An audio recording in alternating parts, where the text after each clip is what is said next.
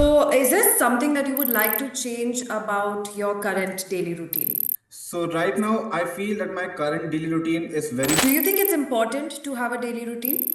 This point is arguable in my opinion.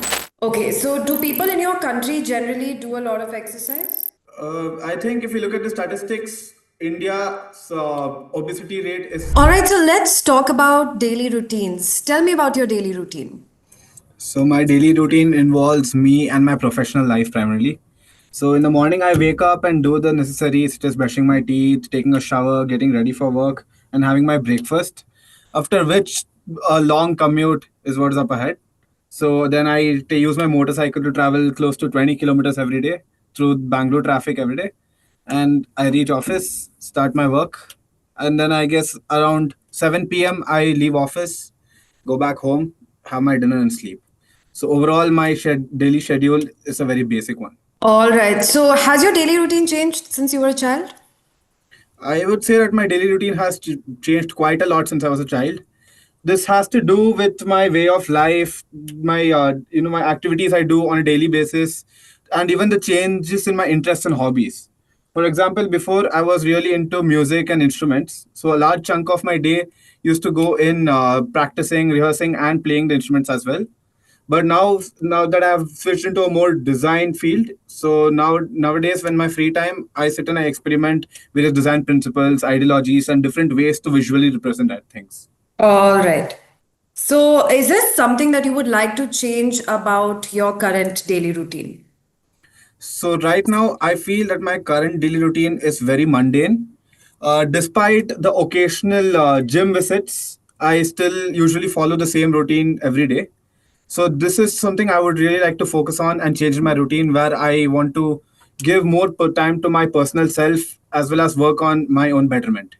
And lastly, do you think it's important to have a daily routine? This point is arguable in my opinion. While having a daily routine can make you very structured and bring an overall schedule to your life while keeping it ordered and remove the chaos from your life, it is also important to note that sometimes sticking to a very stringent schedule can also make your life very rigid. You might not have the freedom or the time to do any other thing or explore different options which don't fall under your schedule. Okay, you mentioned that your daily routine has some occasional gym visits. So I think we can talk a little bit about exercise. So do you do much exercise? I would like to believe so, but once I enter the gym and I see everybody else working on their own routines, I feel like I'm still very far behind and have a lot of catching up to do. Okay, but do you do more exercise now as opposed to when you were a child? I think the way I have evolved my exercise routine is what has changed from since I was a child to now. So back in the day, obviously I did not visit the gym. I did not even have a membership or subscription. But I used to spend a lot of time outdoors playing various sports such as football, cricket, kabaddi, and even coco. So this gave me a varied approach to how I worked on myself and even my exercise routine. But now that I don't really have time for all this, and then other situations such as friends and their lives have changed, so this is when I started going to the gym, and that has changed my exercise routine. I wouldn't say necessarily for the bad, or I wouldn't say necessarily for the worst, but it's still a different routine than something I used to follow back in the day. Okay, so do people in your country generally do a lot of exercise? I think if you look at the statistics, India's obesity rate is slowly climbing. While it is not at such a higher level as some other countries like the US, we still are heading towards a slightly unhealthy lifestyle. So, based on that, I would say that people in my country do not exercise quite a lot, and we can certainly work towards a better future, especially in that respect. Okay, what do you think is the best exercise to keep fit? I think a, a really good training regimen or an exercise routine would be what a lot of people call the high intensity training method. So in this method, you do a lot of fairly simple but fast paced exercises, which overall work out your whole body and help your stamina, core, abs, and other such overall core features of your body. Okay. Lastly, okay, so you've already told me how your exercise routine has changed ever since you were a child. So I would just like to know what do you prefer? Do you prefer what you did as a child, or do you think what you do as an adult is more effective? If I had a chance to pick one of these, I would obviously go for the exercise routine I followed when I was a child. Since that time, I had a lot more freedom and I was more free to do anything I wanted. So if I felt like playing Coco, I would play Coco. If I felt like playing cricket, I would do that. And due to this, different parts of my body, and I would follow different exercise routines as opposed to something like gymming, which is very specific on a certain muscle group. All right. So that brings us to the end of part one of your IELTS speaking test. So I remember the last time somebody apologized to me in recent times was just 3 days back, and it was my mother. So back when we were talking about our daily routines, I might have forgotten to mention my food habits. So usually in the morning before my mom leaves for work, she packs food for all of us in the family, including my dad, my brother, and me. But for some reason, probably because she was busy, she forgot to do so, and she only realized it very later on when I was in the office. And then she apologized to me, telling that I'm really sorry. I totally slipped my mind. I forgot to pack your lunch today, with pout face emojis on text. So normally this is not a very big deal. I would have just purchased my food from outside and I would have had lunch that day. But already when I was in a lot of stress, especially regarding my work and few other things, such a message really brightened up my day and reminded me of the role mothers play in our lives. Now let's move on to part three of the speaking test. So you spoke a little bit about your family, specifically your mother, in part two of the test. I would like to know from you now, is family important in your country? So parents play a huge role in the life of children and the way they grow up to be. You can tell that a person has had a good upbringing based on the way he or she reacts to people, the qualities they have, things like compassion, how considerate they are towards situations, and so on. Really bring out the way they are raised. So this is where I feel that parents play a very huge role in shaping up how a child grows up and what he does in the future. All right, so let's talk a little bit about roles of different family members. Do you think husbands and wives should have different roles within the family? While it is true up to a certain extent that husband and wives have different role, especially in a country like mine, where from ages we have been led to believe that this is what the husband of family does and this is what women of the family do. It's often understood and it is ideal that both of these roles complement each other, because only then a family will grow with full support and there will be good values which are instilled in that family.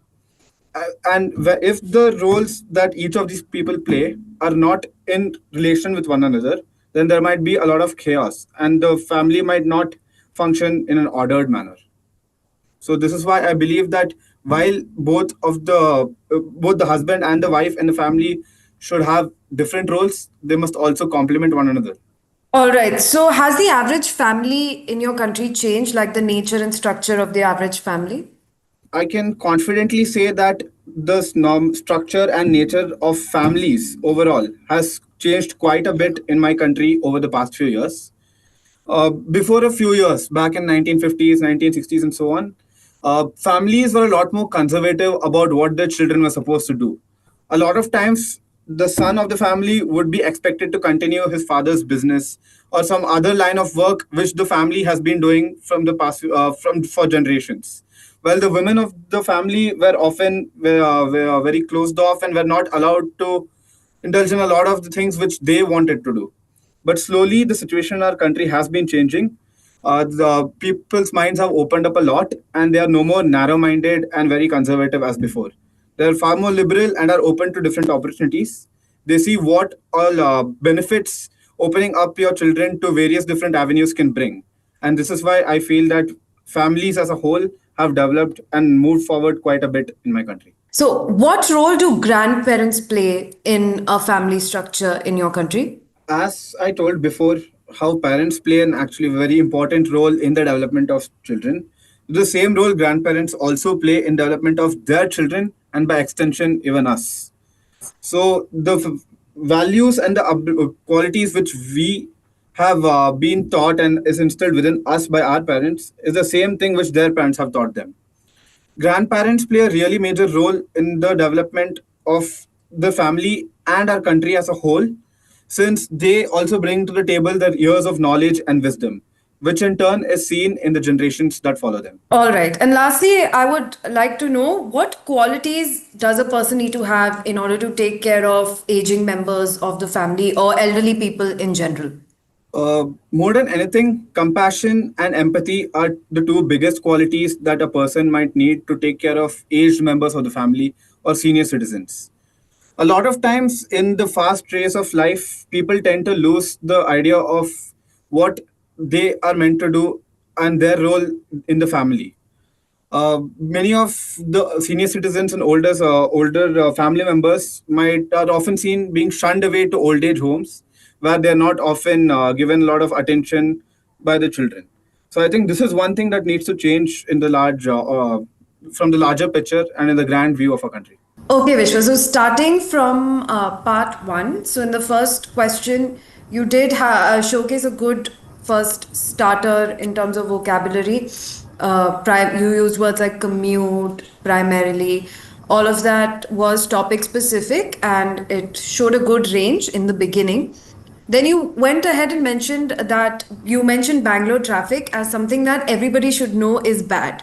But again, like I've told a lot of students many times, that there might be nuances or cultural references that we assume everybody knows, but everybody doesn't know. As specifically for a test like IELTS, especially because you're going to be speaking to people from all over the world if you're able to go abroad, the expectation is for you to be able to explain all of these different cultural things.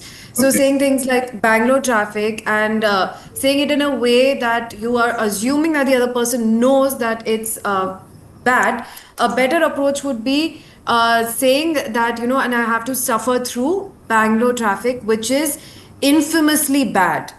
So, giving that little bit of an explanation to the examiner will showcase that you're able to explain these little cultural nuances, which Okay. is always a big plus. Yeah, so moving on to the next question, yes, you were able to answer it accurately. You used phrases that are commonly used like way of life. Just one thing to point out here, a lot of times the mother tongue influence that kind of sneaks up on us, Yeah. especially like Indians, that happen with you with the word ideologies. So here, it's not even a matter of accent. It's just a little thing that we call syllable stress, Yeah. where So if like we are just, ideology instead of ideology. yeah. Yes, so if we just like are mindful of which part of the word we need to stress. So, for example, you might have noticed that a lot of people say psychology instead of psychology. Right. So, just stuff like that is it's not even accent related, because even in the Indian accent, the basic syllable stress of the word shouldn't change. So Okay. here that happened a little bit, and that's probably because we might know it subconsciously, but because we listen to so many people say it this way, it's the first thing that comes up when speaking in a flow, because we are not mindful of these things when we're speaking in a flow. So a good way to counter this, especially if you're preparing for the speaking test, is to for at least 1 week straight just constantly listen to people who are pronouncing things accurately, and avoid listening to shows or podcasts or whatever that we watch or listen to on a regular basis, in which people tend to mispronounce things. So the more exposed we are to the correct pronunciation, chances are that's what's going to come out. Because when we're talking in a flow, as somebody who's just spoken and taken this test, you know that you have to think of multiple things at the Right. same time. And so these are small things that we might not notice. And that's why overexposure and familiarity is the only thing that's going to help us out here. Moving on, you had good topic specific vocabulary use, words like mundane, which is something that can come up when we talk about a daily routine. So that was very topic specific, very accurate. There was one word that, and yeah, stringent, you also used the word stringent, that was good. There was one word you used, arguable. Now, while that is a good word, if you, the that the meaning that you were intending here would suit the word debatable more than it would suit arguable. So, debatable, not only is it more commonly used, you hear native speakers saying it all the time, but arguable also has the connotation that we are talking in favor of a specific argument. Right. Right, Okay. so debatable means both sides of the argument have a fair chance. So you were saying having a routine versus not having a routine, both have their merits and demerits. So here, debatable would have made more sense. That's just Okay. something I want to tell you. Yes, then I think there was one question that I asked you. Perhaps it was about exercise. Yes. So I asked you, do you do more exercise now as opposed to when you were a child?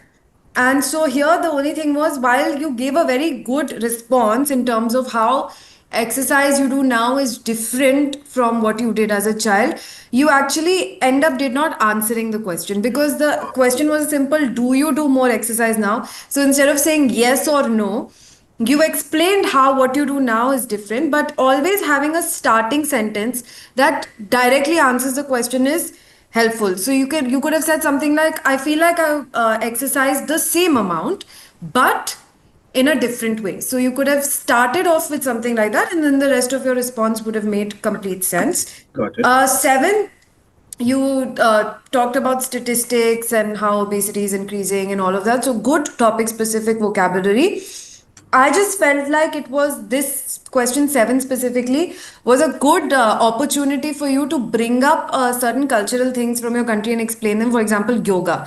You could have said something like yoga is something that a lot of people in the West have started following, Right, and right. that's essentially Indian. So that was a good opportunity to bring up something like that, which people around the world are aware of internationally, and it's something that comes from your country.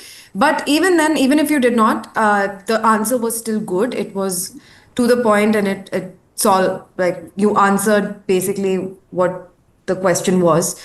So no issues there, just something to keep in mind.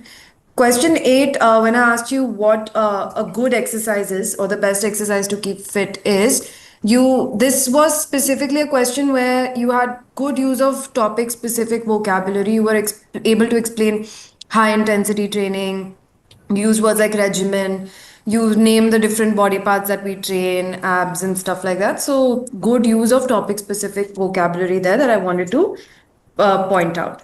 Cool. Overall, I did feel like there was a little bit of back and forth in your answers where you said something and then you changed what you were saying mid sentence. But that is expected, and it's fine in the first part because people generally start out a bit nervous and pick up later. So it's not a huge deal, but then I felt that I could sense it basically. Right. Okay. And moving on to part two, again, the first thing that I would like to point out, because pronunciation oftentimes is a game changer for Indian candidates, because even though everybody keeps thinking that we need to change our accent, we need to change our accent, it's really not accent that we need to work on. It's stuff like syllable stress. So here again, one example that came up was food. So food has a it's a long oo vowel sound, food. Right. And a lot of Indians end up saying food. So that also happened with you, even though we can clearly tell by listening to you that you know English really well, you're exposed to the language, you've been using it on a regular basis. These things happen only because everybody around us is doing this. So that's why it becomes that much more important that before the speaking test, if we can just try and listen to more people who speak English as a first language, that will help us pick up on these small things. The problem with your part two was that it ended too soon. Maybe in your notes, you did not have enough information. And if that tends to happen, where you run out of things, you should always try and improvise a little bit until the examiner stops you. And because you got a full list of, you should say when it happened, what you were doing at the time, you could have had a little more build up, explaining the whole situation that your mother cooks for the entire family. You could have just built up more on that. And even when you said that she apologized to you, you could have added an element of, that I understood that it made me happy, but I also understood that she works hard as well, and then she was probably tired that day, and I understood where she was coming from, and I was not angry at her. And you could have also added your side of the story. So when it's like a apology, a question like this, which has two sides of the story, speaking from both perspectives generally is a good idea. So you talked about how you felt. You could have also spent a little bit of time elaborating on how she must have felt. Your speculation of her side of the story, why she forgot, what must have happened. So that would have helped elongate your answer as well. So the Okay. main issue with this, there was nothing wrong with the way you presented the entire episode, but it was just too short. It should have been longer. And then moving on to part three, again, one thing that happened throughout part three was, and this happens because part three is a more sort of intellectual discussion, right? So Right. you have a lot of thoughts that you want to put out. And generally speaking, when we are analyzing a socio political, in your case, it was entirely a social issue. Sometimes it could be a political issue, economic issue. What happens when we are doing an analysis of this is we have a lot of different pointers and we are unable to structure them. So for you, you were able to structure them well. The things that you were trying to explain, you structured them properly, but you did not answer the question directly. So, what you were saying did not tie to what I was asking. So, if there was a do question, do you think question, you are supposed to start with yes or no, or you can say it depends. So, some version of yes, some version of no, and some version of it depends has to come up in the beginning of the question to explain your stance.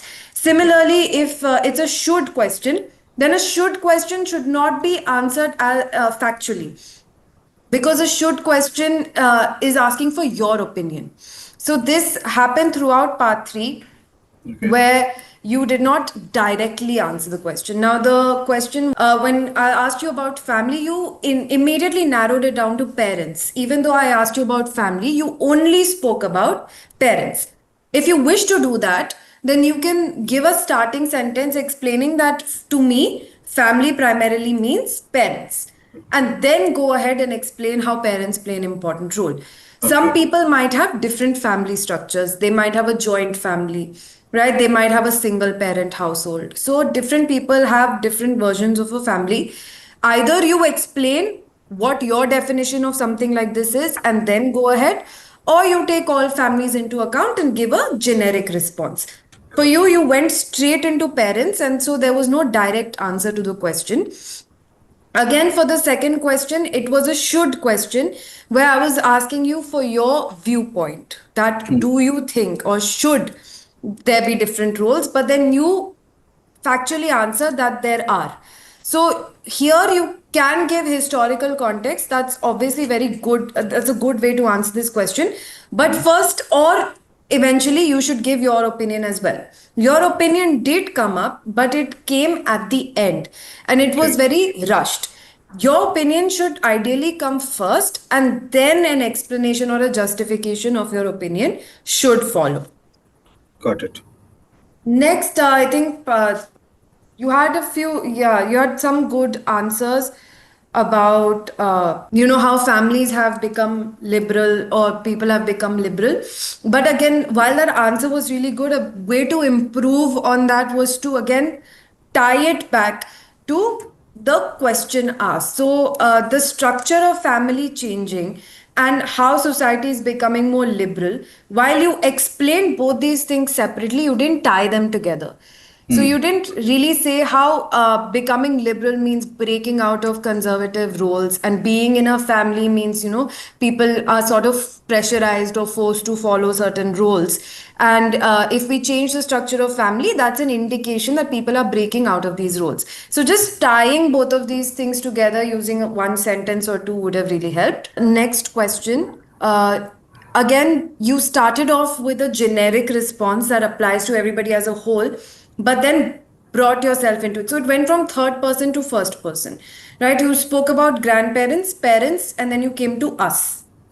So here you did not establish first that you are the grandchild in this dynamic. Okay. You were talking generally, and then suddenly there was a us out of nowhere, Hmm. which is a first person plural Got it. pronoun, Yeah. right?